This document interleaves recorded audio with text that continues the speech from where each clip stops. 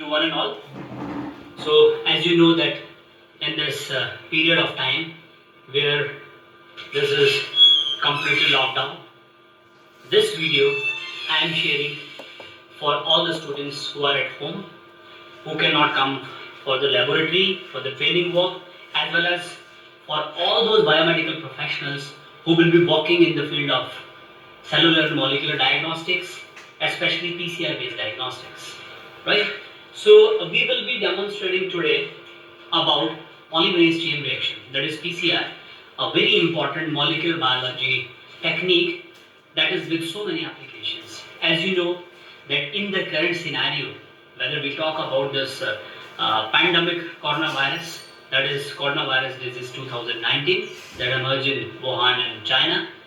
So this disease is being characterized or detected by this real-time PCR only. So today, on behalf of DNA Labs, a Center for Applied Sciences, Dehradun, myself, Dr. Narottam Sharma, taking care of cellular and molecular diagnostics as well as this advanced teaching and training programs in this laboratories, I would like to at least demonstrate about the PCR technologies to my students, as well as some of the biomedical students, as well as medical lab technologists who will be working in this fields in current scenario as well as after post this pandemic era. So as you see in DNA Labs, we are with two important machines. This one is called as endpoint thermal cycler, which can detect the desired gene, whether it is DNA or RNA, and this one is advanced version of the PCR only. This is called as real-time PCR, right? So one of the most important difference I want to tell you that this endpoint PCR can amplify only your gene of interest, where this real-time PCR, it is going to amplify the gene of interest as well as it can detect simultaneously also.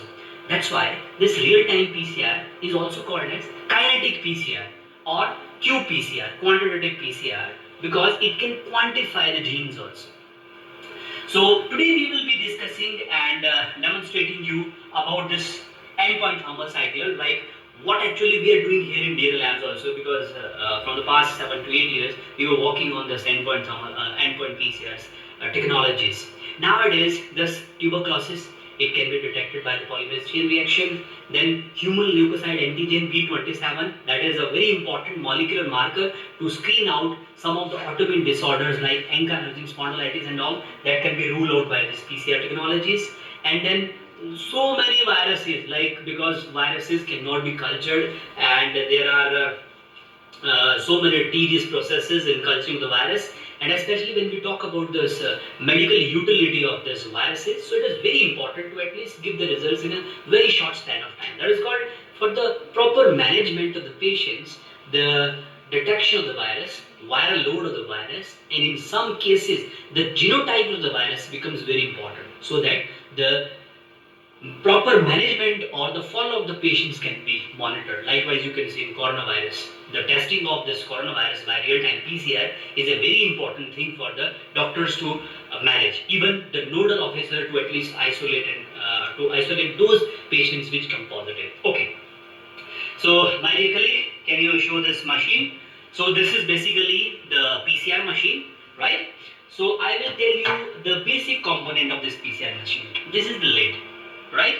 Okay, so this is basically the lid of the PCR machine, and you know, there's biotechnology, microbiology people, they might be knowing that this polymerase chain reaction was discovered by Kevin Millis in 1984, and he did not discover this machine and all, he discovered the technique, and he discovered that technique in 3 water baths. Right now, these are the technologies which now is up to date with us, with the digital things and software programmings with advanced application part. So here you can see this is a lid. Oh, sorry, this is the lid and this is the thermal block. So this is the thermal block, and the basic principle by which this machine works, it is called as Peltier effects. Peltier effect is nothing but it is like very quick cooling and very quick heating up of the machines, right? And in PCR technology, this is also called as ramping. You know what is ramping in PCR technology? Ramping is nothing but per degree centigrade per second increase or decrease of the temperature. Say for example, you want to go for denaturation. That is happening at 95 degrees centigrade. Now you have to come down for annealing, that is primer binding. That is happening at 55 degrees centigrade. So there is the difference between 95 and 55 degrees centigrade.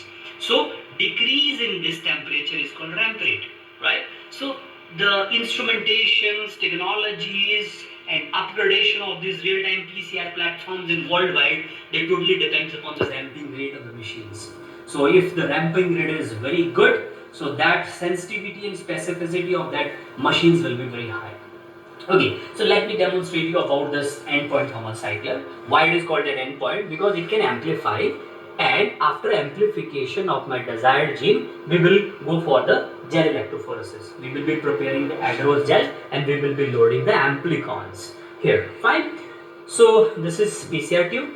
Say for example, let me take an example of this any kind of infectious agents. Say for example, E. coli 0157, right? Chlamydia trachomatis, Neisseria gonorrhea, these are sexually transmitted infectious agents. Say for example, you want to detect Chlamydia trachomatis. So you will be getting the samples and you will be isolating the DNA in biosafety cabinets, meeting all the guidelines as per this CDC, that is Center for Disease Control, and WHO, as well as National Center for Disease Control in India. What are the various guidelines? You have to isolate the DNA and RNA from the infectious bacteria and viruses.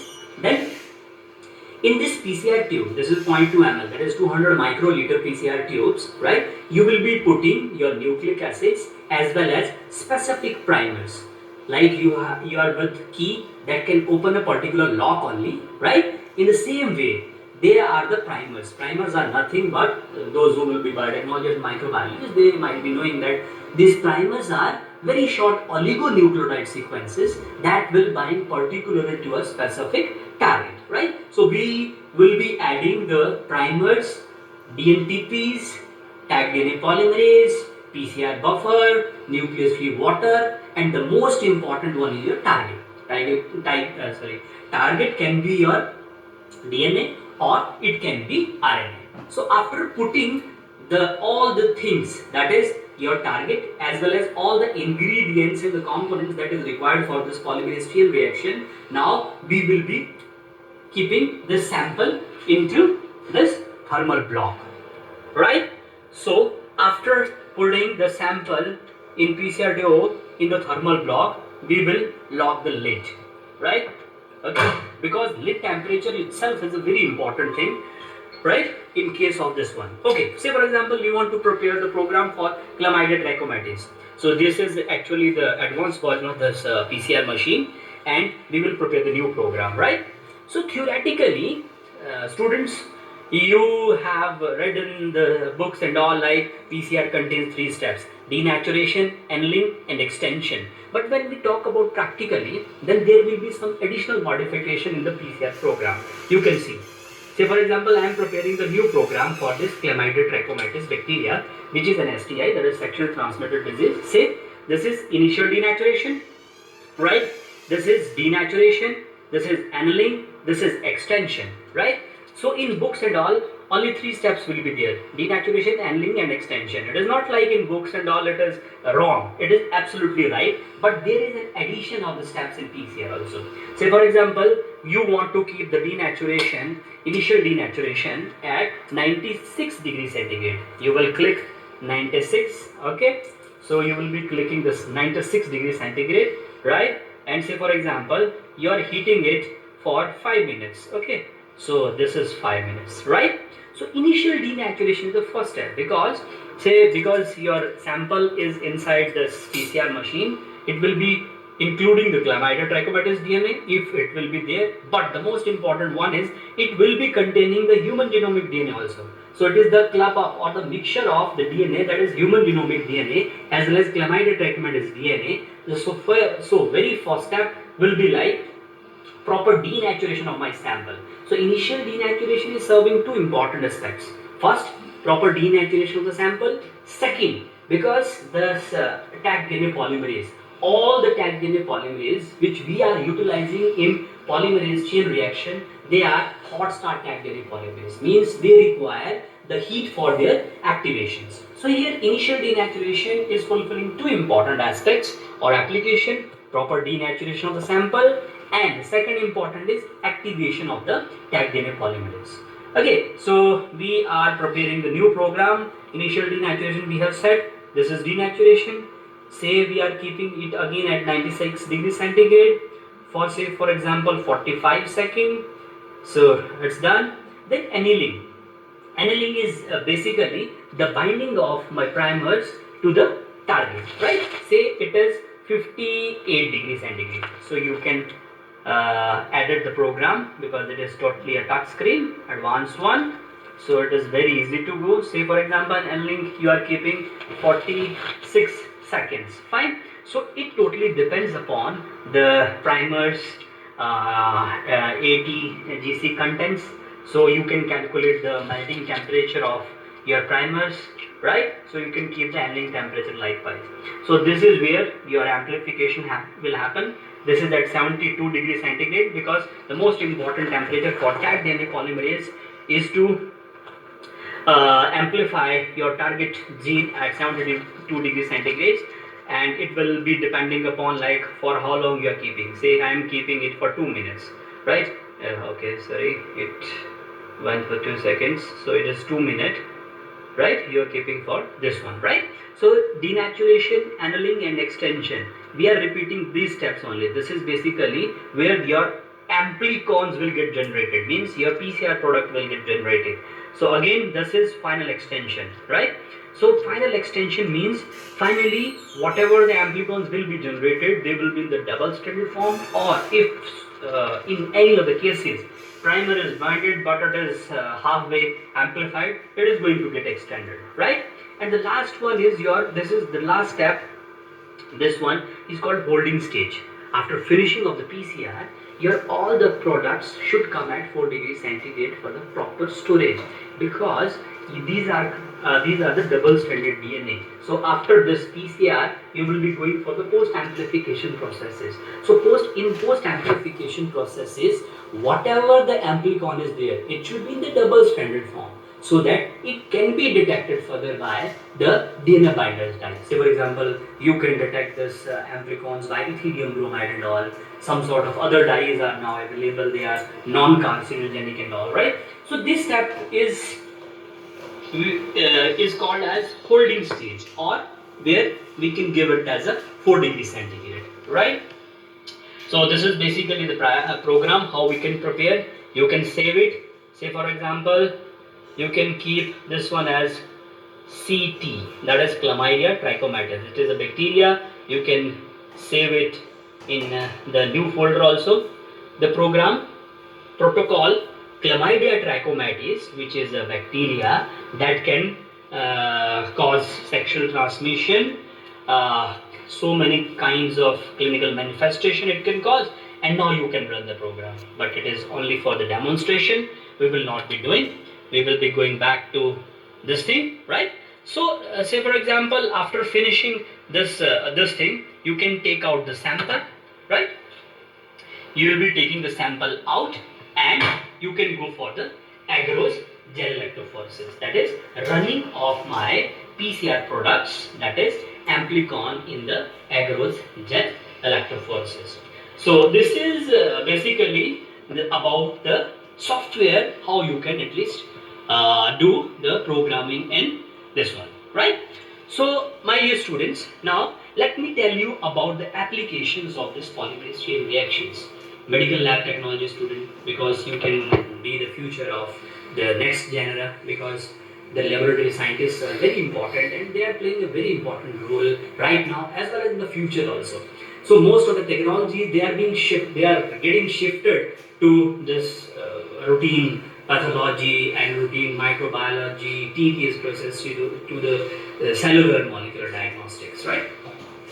This polymerase chain reaction, whether we talk about this one and this one, right? They can be utilized for the quantification of the genes. Say for example, any patient is with HIV. So the doctor will be requiring like how much is the viral load so that antiviral treatment can be given, right? So for the quantification of the viruses, mostly HIV, that is human immunodeficiency virus, hepatitis B virus, hepatitis C virus, in organ transplantation and all, that is cytomegalovirus, Epstein-Barr virus, right? And this human papilloma virus that is responsible for cancer causing in liver cancer, colon cancer, rectal cancer, breast cancer. These are being utilized. And most important one is infectious parameters, because in swine flu pandemic it was utilized, then in this coronavirus it is being utilized. Like in medical sectors it will be a boom, because real-time PCR is a very important technology that is being utilized nowadays in most of the medical colleges, in NABL accredited laboratories in India and globally also, right? Apart from this clinical and medical sector, it is being utilized in plant biotechnologies for SSR markers, for doing some sort of cloning strategies, in forensic laboratories, in wildlife, in maternity testing, in paternity testings, right? So there are n number of applications. So I hope students you will like this video, and tomorrow we will be doing this instrumentation of this one, application and accessibility of this real-time PCR, how it works, what is the basic function of this real-time PCRs. So thank you students, stay safe and stay at home. Jai Hind.